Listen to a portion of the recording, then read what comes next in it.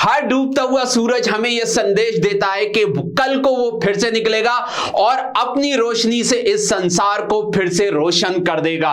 और अगर इसी तरीके से आप भी अपनी लाइफ में डिसअपॉइंटेड हैं, आप भी सैड हैं और आप स्कोर नहीं कर पा रहे हैं, तो आज मैं बताने वाला हूं how you can score 100 out of 100 in your subject that is business studies. यानी बिजनेस स्टडीज में कैसे आप आउट ऑफ 100 नंबर ला सकते हैं, 100 में से 100 नंबर लेकर आ सकते हैं। तो चलिए आज मैं आपको बताने वाला हूं वो 5 की मंत्रास जिनको फॉलो करके, यानी वो 5 स्ट्रेटजीज जिनको आप फॉलो करके पूरे स्कोर कर सकते हैं इस बिजनेस स्टडीज में, यानी आप पूरे 100% मार्क्स लेकर आ सकते हैं। तो वो कौन सी 5 स्ट्रेटजीज हैं, चलिए रिवील करते हैं। और दीज आर दी 5 मंत्रास जिनको फॉलो करके आप कितने नंबर ला सकते हैं, पूरे 100 नंबर लेकर आ सकते हैं।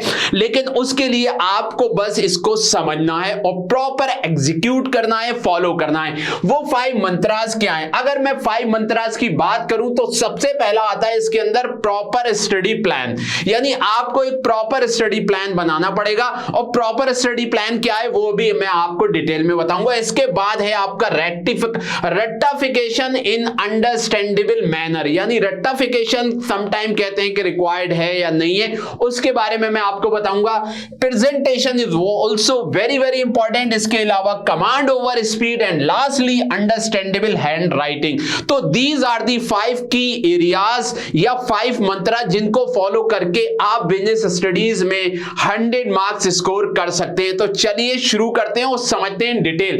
तो अगर मैं पहली बात करूं प्रॉपर स्टडी प्लान, यानी सबसे पहली चीज आपको क्या करनी है, प्रॉपर स्टडी प्लान बनाना है। जो आपकी स्टडी टाइमिंग है उसको आपको क्या करना है, सेट करना है। यानी आपको इस सब्जेक्ट में कम से कम 4 आवर्स, यानी अपने दिन का 4 घंटे से 3 घंटे का स्टडी प्लान बना लिए। अब उस स्टडी प्लान में आपको करना क्या है, आपको सबसे पहले कॉन्सेप्ट क्लैरिटी, यानी आपकी जो सब्जेक्ट है उसमें आपके जो कॉन्सेप्ट हैं उनको अच्छे से अंडरस्टैंड करना है, उनकी क्लैरिटी के उनको क्लियर करना है। जैसे कि अगर लिखा है डेलीगेशन एंड डिसेंट्रलाइजेशन, तो आपको पता होना चाहिए डेलीगेशन क्या होता है और डिसेंट्रलाइजेशन क्या होता है। इसी तरीके से यूनिटी ऑफ डायरेक्शन और यूनिटी ऑफ कमांड, इसके बारे में आपको डीपली पता होना चाहिए। तो ओवरऑल मैं अगर कहूं तो आपको जो भी पॉइंट आप पढ़ लें, जो भी आप टर्म्स पढ़ लें या जो भी टॉपिक पढ़ लें, उसकी परफेक्ट नॉलेज होना चाहिए। यानी परफेक्ट नॉलेज आप लेंगे तभी आप स्कोर कर पाएंगे। यानी उसको हमने रखा है कॉन्सेप्ट क्लैरिटी में। यानी आपको अपने सब्जेक्ट में बिल्कुल मास्टर बनने के लिए क्या करना पड़ेगा, उस सब्जेक्ट को अच्छे से अंडरस्टैंड करना पड़ेगा। और इसमें आपको क्या करना है, क्योंकि बिजनेस स्टडीज का सब्जेक्ट है तो यहां पे आपको रीडिंग हैबिट डेवलप करनी है। यानी आपको थोड़ी सी रीडिंग करनी है बुक की, रोजाना 2 आवर्स आपको देने हैं जिसके अंदर आप रीडिंग बुक्स, यानी आपको रीडिंग हैबिट डेवलप करनी है। उसमें अगर आप रोजाना पढ़ेंगे, उनको अच्छे से अंडरस्टैंड करेंगे तो आपका जो कंसेप्ट है वो बिल्कुल क्लियर हो जाएगा, कोई भी डाउट नहीं रह जाएगा। यानी उस सब्जेक्ट की बिल्कुल परफेक्ट नॉलेज आ जाएगी।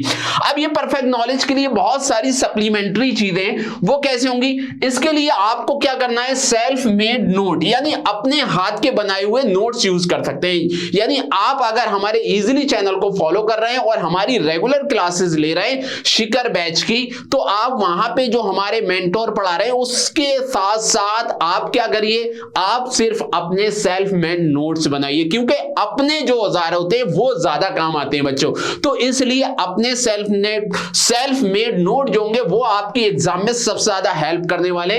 तो इसके लिए इंपॉर्टेंट है आप अपने खुद से नोट्स बनाएं। इसके बाद थर्ड इंपॉर्टेंट चीज है आपकी रेगुलर क्लासेस, क्योंकि आपके लिए किसी को भी सक्सेस बनने के लिए एक मेंटोर की जरूरत होती है, एक गुरु की जरूरत होती है। वो गुरु किस में मिलता है, हमें क्लास में मिलता है।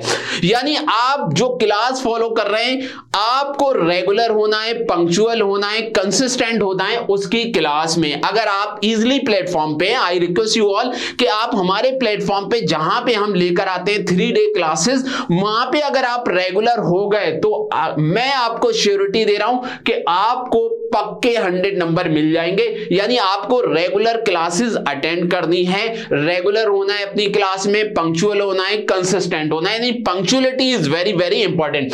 इसके बाद नेक्स्ट याद रखना है, कोई भी चीज, कोई भी वॉर में जाने के लिए या कहीं का भी एग्जाम देने के लिए प्रैक्टिस पेपर बहुत ही इंपॉर्टेंट रोल प्ले करते हैं। तो एग्जाम में जाने से पहले आपको क्या करना है, एटलीस्ट 5 प्रैक्टिस पेपर लगाने हैं सीबीएसई के 5 प्रैक्टिस पेपर लगाइए, जिससे आपको एक ओवरऑल आइडिया मिल जाएगा कि पेपर में कैसे क्वेश्चन पूछे जाते हैं और उसको कैसे लिखा जा रहा है। उनके आंसर को टीचर से वेरीफाई करा लिए कि ये आपने सही लिखा है या नहीं लिखा है, यानी प्रैक्टिस सेट जरूर लगाइए। उसके बाद जो एक इंपॉर्टेंट चीज है यहां पे, वो है कीवर्ड्स, यानी बिजनेस स्टडीज के कुछ कीवर्ड्स हैं, उन कीवर्ड्स को आपको बिजनेस स्टडीज के कॉपी में या जब आप एग्जाम लिख रहे होंगे वहां पे यूज जरूर करना है उन कीवर्ड्स का। जैसे कि अगर लिखा हुआ है एकम्प्लिशमेंट कहां पे यूज होता है बिजनेस स्टडीज में, टू अचीव द गोल्स, यानी अचीव गोल्स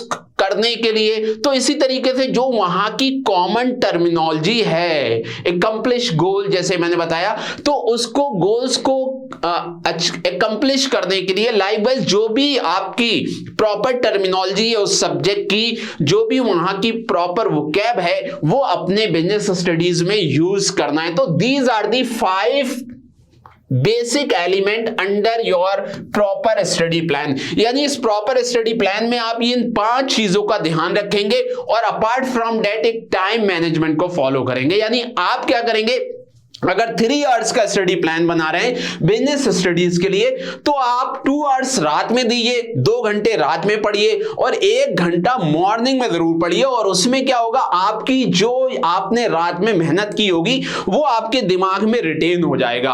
और लिख के प्रैक्टिस जरूर करिए, क्योंकि बिजनेस स्टडीज समथिंग बहुत सारे यहाँ पे पॉइंट्स होते हैं, तो हो सकता है वो आपके दिमाग से स्लिप हो जाए, इसलिए उनको लिख के प्रैक्टिस करिए। एक बार रात में आप रीडिंग करिए उस सब्जेक्ट की, उस टॉपिक की, उसके बाद सुबह के टाइम में उसको लिख के देखिए कि वो दिमाग में आपका कितना रिटेन हो गया। ठीक है, ये पॉइंट हो गया। अब हम बात कर लेते हैं दूसरे पॉइंट की, जो था हमारा रट्टाफिकेशन इन अंडरस्टैंडेबल मैनर। क्योंकि आपको पता है बिजनेस स्टडीज एक थ्योरी सब्जेक्ट है। कैसा सब्जेक्ट है? एक थ्योरी सब्जेक्ट है, और थ्योरी सब्जेक्ट में हमें बहुत सारी चीजों को याद करना पड़ता है, मेमोराइज करना पड़ता है। ठीक है, तो उसको याद करने के लिए आपको थोड़ा सा रट्टिफिकेशन लगाना ही पड़ेगा। रट्टाफिकेशन इन द सेंस वो अंडरस्टैंडेबल मैनर में, ये नहीं है बस आंखें बंद करके आप रटे जा रहे हैं, आपको अंडरस्टैंड करके थोड़ा सा रट्टाफिकेशन करना है बिजनेस स्टडीज में, सो दैट चीजें आप क्या कर सकें, अपने दिमाग में डाल सकें, अपने दिमाग में स्टोर कर सकें। और रट्टाफिकेशन के लिए भी मैं आपको यह सजेस्ट करूंगा कि आप रात में एक बार याद करिए और सुबह होने के बाद वो अपने दिमाग में रिकॉल करके देखिए कि वो पॉइंट आपके दिमाग में आ रहे हैं या नहीं आ रहे हैं जो आपने रात में याद करे थे। और अगर ये हैबिट आप डेवलप कर लेंगे अपने अंदर, तो मैं आपको यकीन से बता रहा हूं कि वो चीज बिजनेस स्टडीज के जो पॉइंट्स हैं, जैसे कि फीचर्स हो गए, प्लानिंग के फीचर्स हैं, प्लानिंग की लिमिटेशन है, इसी तरीके से एडवांटेज हैं डिविजनल स्ट्रक्चर के, फंक्शनल स्ट्रक्चर के, बहुत सारे हैं बच्चों, आपको पता है बिजनेस स्टडीज में। तो उनको सबको पहले याद करिए रात में और सुबह उसको रिकॉल करके देखिए कि कितने पॉइंट आपके दिमाग में रह पा रहे हैं। ठीक है, उसके बाद जो थर्ड इंपॉर्टेंट एस्पेक्ट आता है वो है बच्चों प्रेजेंटेशन। यानी जब भी आप कॉपी लिखने जाएंगे, अपना फाइनल एग्जाम का टाइम आएगा, तो आपका प्रेजेंटेशन होने जा रहा है बहुत ज्यादा इंपॉर्टेंट। प्रेजेंटेशन का मतलब मैं ये कहूंगा, क्योंकि जो दिखता है वही बिकता है, इसलिए आप जब भी कॉपी में लिखेंगे अपनी, तो उसमें आप यूज करेंगे हेडिंग्स, बोल्ड हेडिंग्स यूज करेंगे, आप अंडरलाइन कर सकते हैं, आप चार्ट का यूज कर सकते हैं, आप डायग्राम का यूज कर सकते हैं। यानी बहुत सारे जैसे स्केलर चेन होता है, तो स्केलर चेन के लिए आपको क्या करना है, पूरा स्केलर चेन का एक चार्ट यूज करना है। ठीक है, इसी तरीके से आपको प्रॉपर हेडिंग यूज करनी है, जो टॉपिक्स हैं, जैसे कि अगर आप फीचर्स लिख रहे हैं तो फीचर्स में उसके अंदर जो हेडिंग्स हैं उनको बोल्ड करके ब्लैक में लिखिए। तो यहां पे अपनी कहने का मतलब ये है कि आपको अपनी कॉपी को बहुत अच्छे से प्रेजेंट करना है, क्योंकि जो दिखता है वही बिकता है। तो प्रेजेंटेशन होने जा रहा है बहुत ज्यादा इंपॉर्टेंट। उसके बाद नेक्स्ट इंपॉर्टेंट चीज है वो है आपकी कमांड ओवर स्पीड। यानी आपको पता है जब आप पेपर लिखने जाते हैं तो आपको मिलते हैं 3 आवर्स, यानी आपको 3 घंटे का टाइम मिला है, और 3 घंटे के टाइम में आपको ये पता होना चाहिए, क्योंकि वो हर बच्चे का टाइम मैनेजमेंट डिफरेंट होता है। यानी इसके अंदर आपको टाइम मैनेजमेंट का प्रॉपर यूज होना चाहिए। यानी आपकी एक स्ट्रेटेजी होना चाहिए कि मुझे 1 मार्क्स के क्वेश्चन कितने टाइम में कंप्लीट कर लेना है। यानी 20 क्वेश्चन आएंगे 1 मार्क्स के, तो 20 क्वेश्चनों को मुझे कितने मिनट में करना है, 30 मिनट में करना है, 40 मिनट में करना है, या 20 ही मिनट में करना है, वो आपके ऊपर डिपेंड करेगा। यानी इसका मतलब ये जो शॉर्ट क्वेश्चंस हैं 1 मार्क्स के क्वेश्चंस हैं उसको आपको ज्यादा टाइम नहीं देना है, क्योंकि अगर आप इधर टाइम अलॉट लगा देंगे तो आपके जो बड़े क्वेश्चन है 4 मार्क्स के क्वेश्चन है, 6 मार्क्स के क्वेश्चन है, तो वो कहीं ना कहीं आपके एग्जाम में स्किप हो जाएंगे। तो टाइम मैनेजमेंट आपको अच्छे से मैनेज करना है।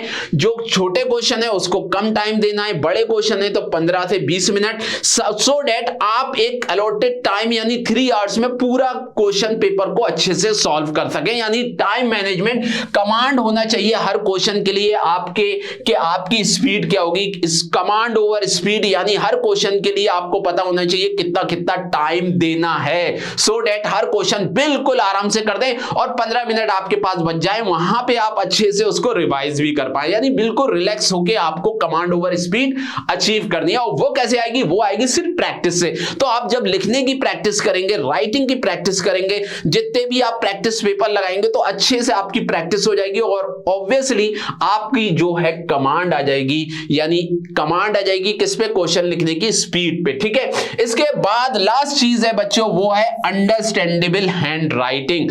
अंडरस्टैंडेबल हैंड राइटिंग, क्योंकि आपको पता ही है जब आप बोर्ड में जा रहे हैं तो आपको याद रखना है कि जो आपकी हैंड राइटिंग होना चाहिए वो अंडरस्टैंडेबल होना चाहिए। जैसे कि मेरी तो भैया बहुत खराब राइटिंग है तो मेरी वाली फॉलो नहीं करनी है, आपको एक अच्छी हैंड राइटिंग पे कमांड करना है, आपको साफ साफ लिखना है। क्योंकि आपको पता है बिजनेस स्टडीज एक लैंग्वेज पेपर तो है नहीं, तो यहां पे ग्रामर के नंबर तो आपको कटने वाले नहीं है। तो ग्रामर से बेफिक्र रहिए, बस आप ट्राई करिए कि आपकी जो लैंग्वेज हो, आपकी जो राइटिंग हो, वो ऐसी हो एग्जामिनर को समझ में आ जाए, साफ साफ लिखा हो और बहुत बेहतरीन लिखा हो। ठीक है, तो अंडरस्टैंडेबल हैंड राइटिंग भी एक रोल प्ले करेगी आपको 100 नंबर दिलाने के लिए। तो अगर आप ये पांचों स्टेप फॉलो कर लेंगे तो मेरा यकीन है कि कोई भी आपको 100 नंबर लाने से नहीं रोक सकता। लेकिन इसके लिए आपको ये 5 की मंत्रा को फॉलो करना पड़ेगा।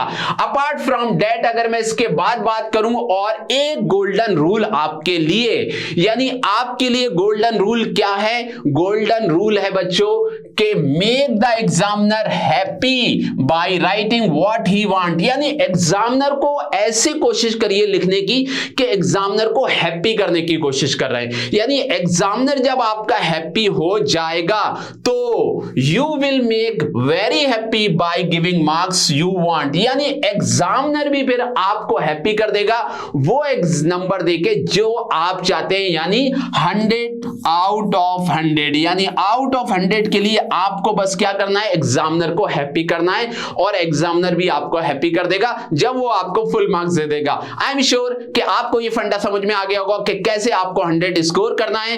Till then take care, bye.